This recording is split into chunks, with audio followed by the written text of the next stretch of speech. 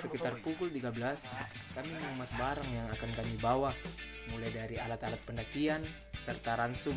Tak lupa juga kami berdoa sebelum berangkat.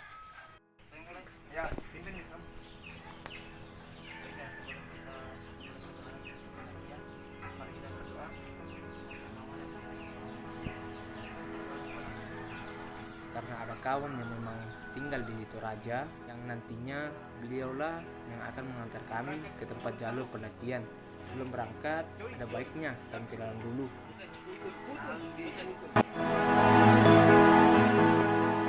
Pukul 13.30, kami pun memulai perjalanan yang kami awali dari kota Rantepao, yang perkiraannya kira-kira untuk sampai ke base camp pendakian akan memakan waktu 2-3 jam. Karena perjalanan yang jauh, tak lupa juga mengisi bahan bakar.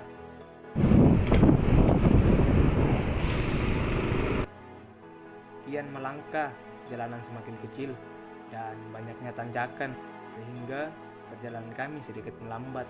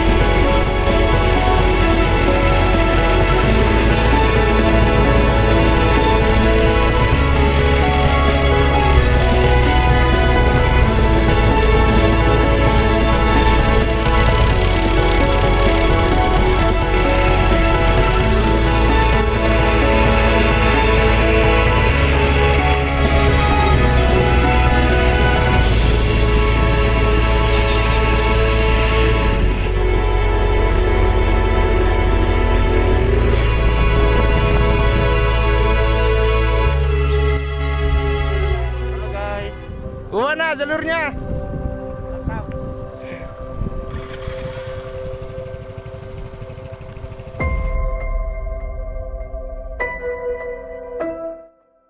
Kini kami semakin masuk ke pelosokan.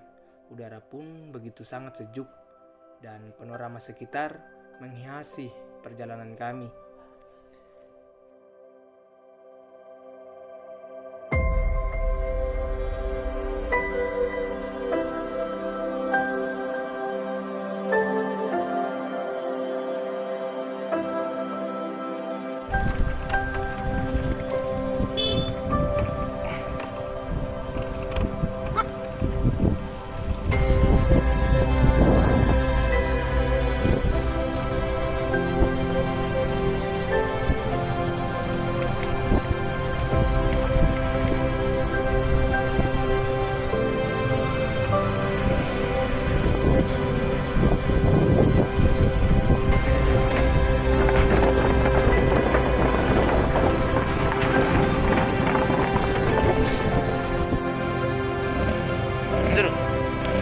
Wih, udah habis ya bensin.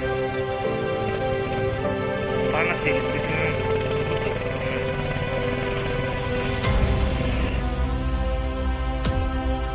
Dan tibalah di mana jalur ini sangat ekstrim, tanjakan yang tak biasa ditambah bebatuan besar yang lepas sedikit menghambat perjalanan kami. Karena jalannya ekstrim, saya pun memutuskan untuk turun dari motor dan melanjutkan perjalanan dengan berjalan kaki.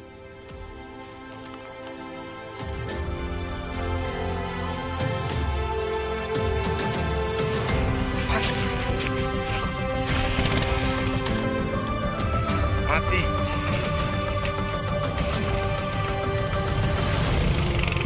Ya, nengok. Kerja.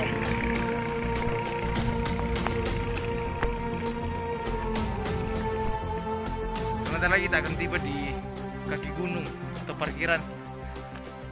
Sekarang ini motornya tidak bisa untuk dipaksakan naik karena jalannya sangat terjal dan ditambah bebatuan batu besar yang lepas.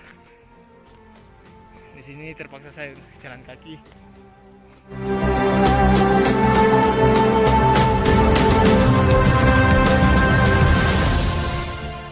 Kami di tempat yang sudah rata, kami bertemu dengan warga sekitar karena kawan yang mengantar kami sudah lupa jalan untuk ke kaki gunung. Kami pun bertanya tentang gunung yang kami tuju. Herannya mereka tidak tahu karena jalur yang sangat jauh dari pemukiman warga, sehingga teman saya juga lupa jalannya di mana karena terakhir dia datang waktu SMA atau 4 tahun yang lalu. Sehingga kami sini bertanya-tanya kepada masyarakat karena masyarakat daerah sini tidak tahu yang namanya Buntu Osing, tujuan kami ke sana. Nah, di sini kami semua pada bingung. Masih beruntung jaringan di tempat ini masih bisa digunakan untuk menelpon. Kami pun memutuskan untuk menghubungi kawan yang ada di kota karena kawan dia paham betul terhadap jalur ke sana.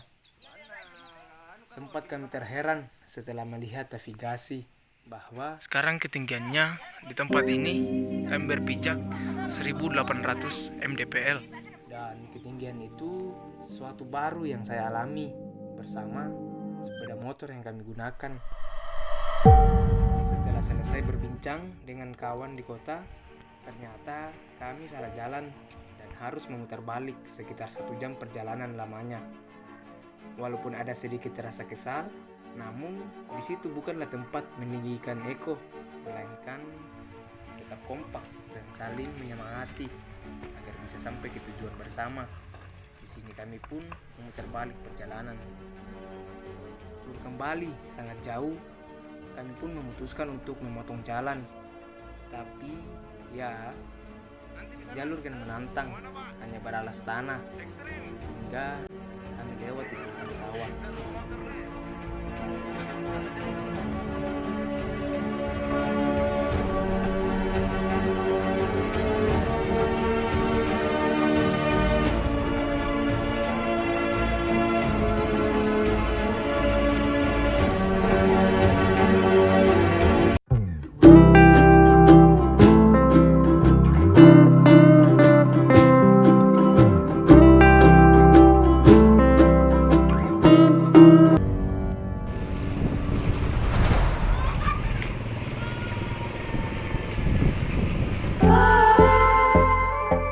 Siang yang tak lama gelap, kami terus bergegas karena perjalanan kami masih sangatlah jauh. Namun, di tengah perjalanan, kami melihat curukan air yang sangat indah. Kami pun berhenti sebentar dan mengabaikan tempat itu. Kemudian melanjutkan perjalanan kami.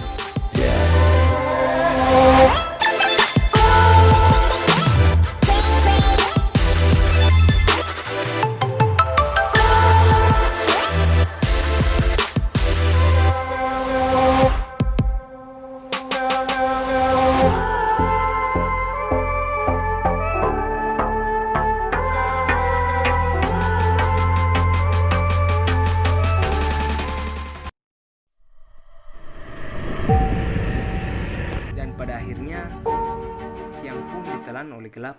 Udara yang kian tak beradaptasi dengan tubuh mulai kram di telapak tangan. Karena adanya rasa penasaran dan semangat, kami terus melanjutkan perjalanan. Kini nyanyian perut pun terdengar, pertanda kami sudah lapar. Dan di situ kami pun memutuskan istirahat di salah satu gereja dan rencananya akan camp di halaman depan gereja. Bagaimana perkembangan saat ini? Alhamdulillah sedikit ada perkembangan bang. Ya walaupun jalurnya masih begitu, paling butuh sekitar 1 jam lagi baru bisa di kaki gunung. Kita ini tidak jangan patah semangat. Oke, Siap-siap. lanjut. Jadi kira-kira kalau kita melanjutkan perjalanan masih berapa kilo? Kalau jalan, kalau kilo berkisar antara 10 kilo bang. Ternyata masih jauh. Tapi kalau semangat, masih semangat pagi. Oke, jadi untuk sementara ini kita akan menginap di tempat ini. Iya mantap. Kita akan bermalam di sini untuk istirahat sekaligus pulihkan tenaga. Oke, siap. Jadi kita beristirahat di gereja, di depan gereja.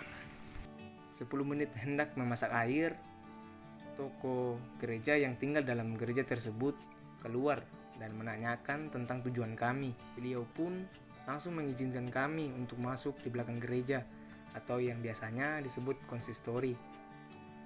Sedikit sungkan karena dimana pada saat ini maraknya corona, sedangkan kami datangnya dari kota. Takutnya nanti orang yang tinggal di sekitar situ menolak kedatangan kami, apalagi harus tinggal dalam konsistori. Namun toko gereja itu terus membujuk kami hingga pada akhirnya kami masuk.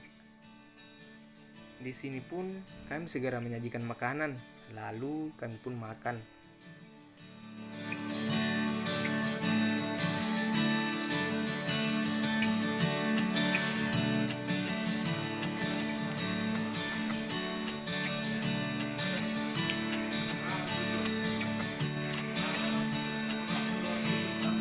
Setelah makan, kami memutuskan untuk istirahat.